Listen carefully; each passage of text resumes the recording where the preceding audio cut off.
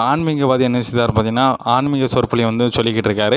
அங்கே இருக்கார் ஒரு சீடர் வந்து அதை கேட்டுக்கொண்டு இருக்காரு. அந்த சீடர்கிட்ட போய் என்ன சொல்லுதாருன்னா, நீங்கள் வந்து நான் என்கிட்ட கேட்ட விஷயத்தை நீங்கள் போயிட்டு எல்லா மக்கள்கிட்டையும் போய் என்ன செய்யுங்க சொல்லுங்கள் அப்படி சொன்னோன்னே, அந்த சீடரும் போயிட்டு என்ன செய்தாருன்னா, ஒரு பிச்சைக்காரை பார்த்து என்ன செய்தாருன்னா, இந்த ஆன்மீக சொற்பொழிவு வந்து சொல்லித்தாரு. சொன்னோன்னே அவருக்கு வந்து என்ன செய்யணும்னா, பிச்சைக்காரருக்கு வந்து என்ன செய்யலை, காது வந்து கேட்கல. உடனே வந்து என்ன சொன்னாருன்னா, அந்த சீடர் வந்து ஆன்மீகவாதிகிட்ட போய் சொல்லுதாரு, இந்தமாரி அவங்களோட போதனைகளை வந்து நான் அவர்கிட்ட சொன்னேன். ஆனால் அவர் என்ன செய்யலை, காது கொடுத்து கூட என்ன செய்யலை, கேட்கல அப்படின்னு சொன்னோன்னே, அந்த அந்த ஆன்மீகவாதி சொல்றாரு, நீங்கள் வந்து என்னைய வந்து அந்த பிச்சைக்காரர்கிட்ட போய் கூட்டு போங்க அப்படின்னோடனே, இந்த சீடரும் போய் அந்த பிச்சைக்காரர் வந்து பார்க்காங்க. பார்த்தோன்னே அந்த பிச்சைக்காரர் வந்து சொல்லுது, நான் இந்தமாரி சீடர் வந்து உங்கள்கிட்ட வந்து ஆன்மீக சொற்பொழிவு வந்து சொன்னார்லா, நீங்கள் ஏன் காது கொடுத்து கேட்கலன்னு சொன்னோன்னே, அந்த பிச்சைக்காரர் வந்து என்ன சொல்லுவார் பார்த்தீங்கன்னா, நான் வந்து 2 நாளாக என்ன செய்யல சாப்பிடாம இருக்கேன், எனக்கு வந்து என்ன செய்யல காது கேட்கல அப்படின்னு சொன்னோன்னே, அந்த ஆன்மீகவாதி என்ன செய்தாருன்னா, அந்த சீடருக்கு வந்து அந்த பிச்சைக்காரருக்கு வந்து என்ன செய்தாருன்னா சாப்பாடு வாங்கி கொடுக்காரு.